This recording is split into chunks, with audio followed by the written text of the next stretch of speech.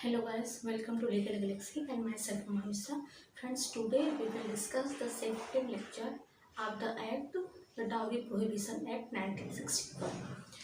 अपने previous video में हमने आप लोगों के साथ सेक्शन 1 से सेक्शन 5 तक डिस्कस किया था। अब इसमें हम लोग जो डिस्कस करने वाले हैं वो सेक्शन 6 टू सेक्शन 10 है। सबसे पहले हम सेक्शन 6 को डिस्कस करेंगे। सेक्शन 6 क्या कहता है, पहले आप इसको समझ लीजिए। सेक्शन 6 कह रहा है dowry to be for the benefit of the wife और हर हेयर्स। यहाँ देखिए बेनिफिट की बात किया जा रहा है और किसके बेनिफिट की, वाइफ या उसके हेयर्स। अगर दहेज वाइफ के लिए या उसके हेयर्स के बेनिफिट के लिए या उनके लाभ के लिए दिया जा रहा है तो वहाँ अगर विवाह के समय वह प्रॉपर्टी जो डाउरी के रूप में दी गई है उस वाइफ के पास न रह के किसी थर्ड व्यक्ति के पास है तो विवाह होने से पहले, अगर विवाह होने से पहले वह प्रॉपर्टी प्राप्त कर चुका है व्यक्ति या फिर विवाह के बाद प्राप्त किया है, जब भी किया है उसके 3 माह के तुरंत बाद उसे उस प्रॉपर्टी को, जो डाउरी की प्रॉपर्टी है, वह उस वाइफ को या उस स्त्री को वापस करनी होगी। और अगर 18 वर्ष से कम आयु की वो है और इस समय अगर वो प्रॉपर्टी किसी व्यक्ति के पास है तो जैसे ही वह स्त्री जिसका विवाह हुआ है वह 18 वर्ष की आयु पूरी कर लेती है तो उस दौरान उसे 3 माह के भीतर उस प्रॉपर्टी को उस स्त्री को देना होगा। कब? जब वह 18 वर्ष की आयु पूरी कर ली हो और उसके 3 महीना के अंदर।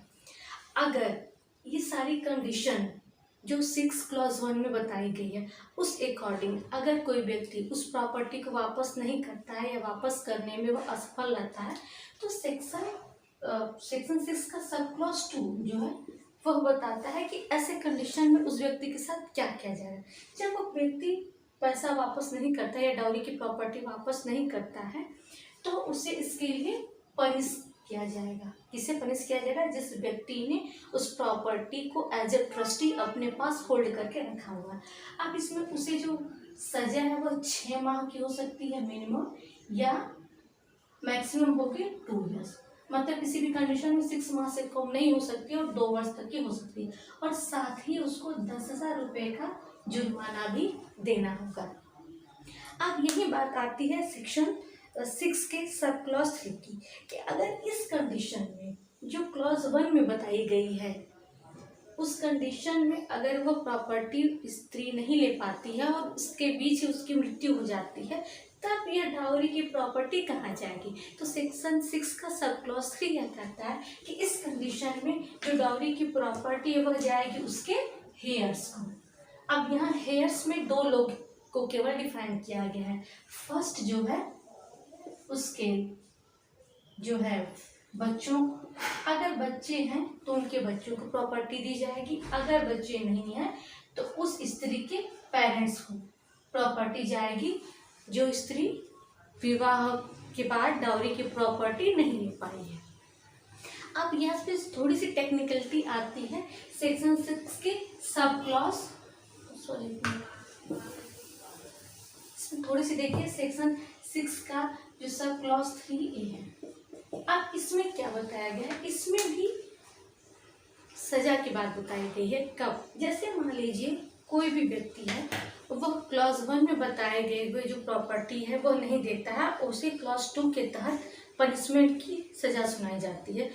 उस दौरान भी अगर उसे एक लिमिटेड पीरियड दिया जाएगा, एक समय निर्धारित समय दिया जाएगा कि इस समय के दौरान आप जो है उस प्रॉपर्टी को जो वाइफ या बच्चों के बेनिफिट के लिए डाउरी दिया गया था उसे वापस नहीं करते हैं तो आपके साथ क्या किया जाएगा। जो सजा है 6 माह से 2 वर्ष और साथ में 10,000 जुर्माना वो तो रहेगी। अगर वह प्रॉपर्टी उसके बाद भी आप नहीं देते हैं तो उस दौरान क्या होगा कि जो दहेज की प्रॉपर्टी है उस प्रॉपर्टी को आपको वापस करना होगा। देखिए इसमें 3 में कहा गया है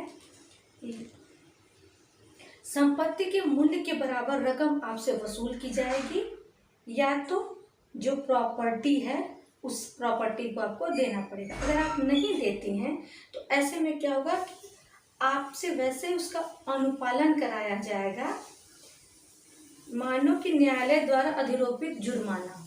ठीक है, अगर न्यायालय जुर्माना आरोपित करती है तो उसकी रिकवरी की जाती है। वहाँ भी वही है कि अगर डाउरी की प्रॉपर्टी वो नहीं देते हैं तो उनकी रिकवरी वैसे की जाएगी, जिससे मान लो न्यायालय ने उन पर जुर्माना लगाए।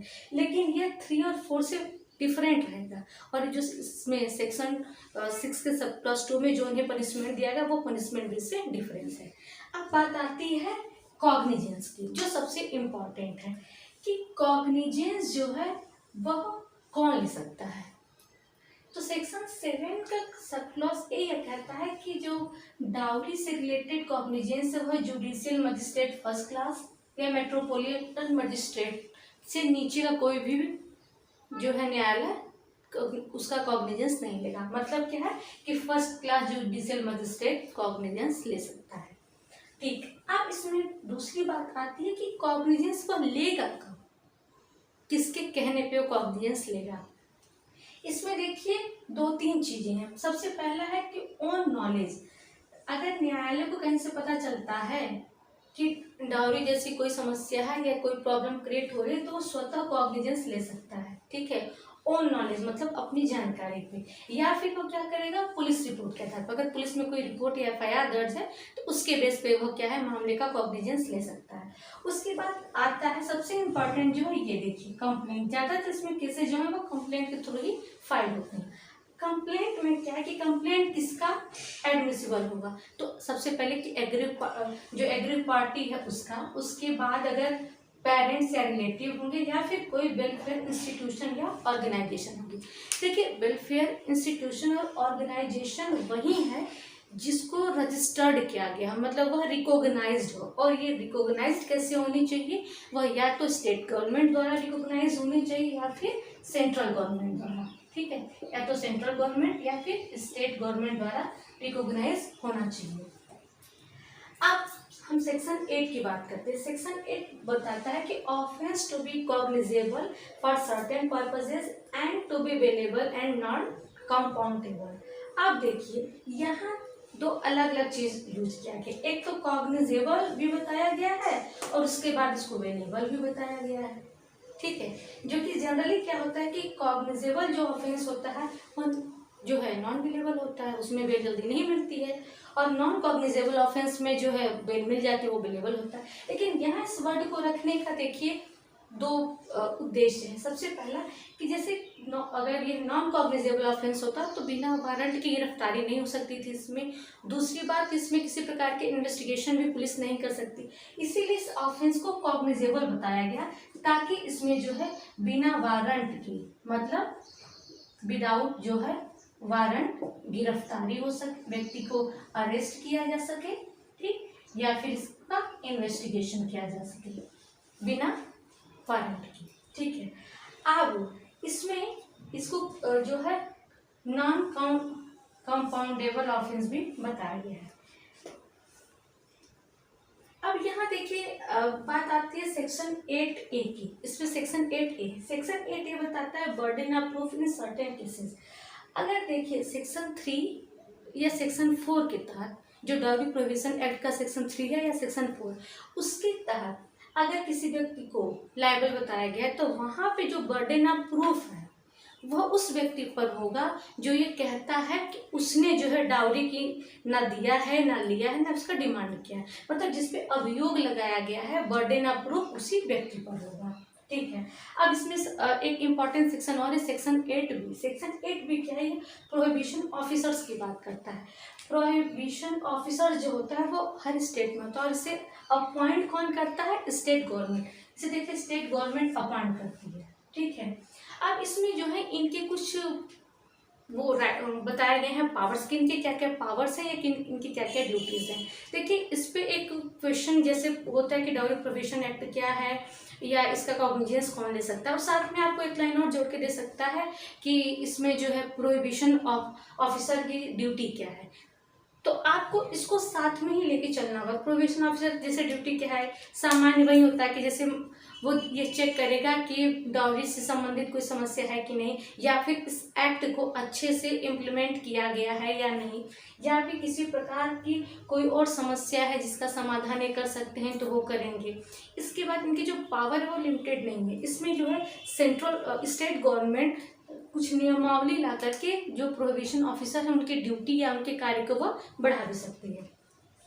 अब इसके बाद बात आती है सेक्शन 9 और सेक्शन 10 की। जो सेक्शन 9 है यह रूल मेकिंग की बात करता है। सेक्शन 9 के तहत रूल बनाता है कौन? State government. और सेक्शन 10 के तहत रूल मेकिंग की पावर किसके पास है? वह सेंट्रल गवर्नमेंट के पास है। ठीक है, तो ऐसे ये पूरा सेक्शन हमारा, पूरा एक्ट हमारा जो है वो कंप्लीट हो गया। इस एक्ट में कुल 10 धाराएं हैं। इसमें से हमने 2 लेक्चर में, पहले में आपको 1 से 5 तक बताया, दूसरे में 6 से 10 तक। अगर आप नहीं देखे मेरा पहला वीडियो तो उसमें जाकर के आप देख लीजिए, तो ये वाला वीडियो आपको और अच्छे से क्लियर हो जाएगा। ठीक है, तो इसमें हम लोगों ने पूरा अच्छे से देख लिया कि डाउरी क्या है, डाउरी की ऑफेंसेस क्या है। जो मेन टेक्निकल सेक्शन था सेक्शन 3 और 4, उसमें पेनाल्टी से रिलेटेड डिफरेंसेस क्या क्या है वो हमने देख लिया। उसके बाद जिसके टेक्निकल सेक्शन और सेक्शन है 6 वो हमने देख लिया। सेक्शन 7 जो है वो बहुत इंपॉर्टेंट है एग्जाम के पॉइंट ऑफ व्यू से, वो हमने देख लिया कि कॉग्निजेंस जो है वो कौन ले सकता है और कॉग्निजेंस लेने का बेस क्या क्या है। उसके अलावा हमने सेक्शन 8 को भी डिफाइन कर लिया कि ये किस तरह का ऑफेंस होगा। तो यह जो है कॉग्निजेबल ऑफेंस होगा लेकिन बेलेबल रहेगा साथ में। उसके बाद जो है यह नॉन कंपाउंडेबल ऑफेंस है। और जो बात बर्डन ऑफ प्रूफ की बात कही गई है वो बर्डन ऑफ प्रूफ उसी व्यक्ति पर है जो ये कहता है कि उसने अपराध नहीं किया है या उन्होंने डाउरी की डिमांड नहीं की है या ना लिया है ना दिया है। ठीक है, प्रोहिबिशन ऑफिसर की ड्यूटीज क्या क्या है, स्टेट गवर्नमेंट इसको बढ़ा भी सकती है और इसकी मेन ड्यूटी यही है इस चीज़ को चेक करना कि इस एक्ट को अच्छे से इनेक्ट किया गया है कि नहीं है, इसका उल्लंघन तो नहीं हो रहा है। हालांकि ऐसा भी तो कुछ हुआ नहीं, उल्लंघन हो ही रहे हैं और मामले बढ़ रहे हैं। इतने साल हो गए, मतलब लगभग 60 साल हो गए, तब भी ये समस्या ज्यों की त्यों। ठीक है, तो आज हमने ये सारी चीज़ें आपको बता दी। इस तरीके से हमारा ये पूरा जो है एक्ट खत्म होता है। लेकिन इसमें कुछ और चीज़ें हैं, अगर आप लोग को लगता है कि आप लोग को थोड़ा सा एक और क्लास की ज़रूरत है तो आप हमें एक बार कमेंट बॉक्स में मैसेज कर दीजिएगा या अपना फीडबैक दे दीजिएगा या मेल या व्हाट्सएप कुछ भी कर सकते हैं, कर दीजिएगा। तो हमें लगेगा कि अगर कुछ और चीज़ें छूट गई हैं, आप लोग अगर इस और जानना चाहते हैं तो बताइएगा, हम एक क्लास में और 5-7 मिनट की वीडियो में वो क्लियर कर देंगे। बाकी इससे रिलेटेड हमने आप लोगों को सारे क्वेश्चंस भी बता दिए, किस टाइप से क्वेश्चन आ सकते हैं और पूरा एक्ट क्या है, उसमें कितने सेक्शन है, क्या सब कुछ डिस्कस हो गया। मेरे ख्याल से आप इससे रिलेटेड डाउरी प्रोहिबिशन एक्ट से रिलेटेड कोई भी क्वेरी होगी तो आप उसको बहुत अच्छे से पुटअप कर पाएंगे। कोई भी क्वेश्चंस अगर आएगा तो अच्छे से कर पाएंगे। एक चीज़ बस आप नोट किए रहिएगा कि जब भी आप इससे रिलेटेड क्वेश्चन का आंसर दीजिएगा तो अपने आंसर को बहुत रिच बनाइएगा। मतलब कि अगर इससे रिलेटेड जो हमने आईपीसी के सेक्शन आपके साथ डिस्कस किए हैं, जो सीआरपीसी को हमने डिस्कस किया, जैसे कॉग्निजेंस वाला है तो आप वहाँ से उठा सकते हैं। हमने बर्डन ऑफ प्रूफ जो आपको डिस्कस किया है तो वहाँ एविडेंस के सेक्शन को उसमें इंक्लूड कर सकते हैं। इससे क्या होगा कि आपका क्वेश्चन रिच होगा। जब आपका क्वेश्चन बहुत अच्छा होगा और डिफरेंस होगा बाकी लोगों से तो आपको मार्क्स अच्छे मिलेंगे। ठीक है, तो मेरे ख्याल से आप आज के लिए इतना ही पर्याप्त। आपको ये वीडियो पसंद आया तो इसे लाइक और शेयर करना मत भूलिएगा। अगर अभी तक आपने चैनल को सब्सक्राइब नहीं किया है तो चैनल को सब्सक्राइब कर दीजिएगा। Okay, thanks to all and bye bye, take care.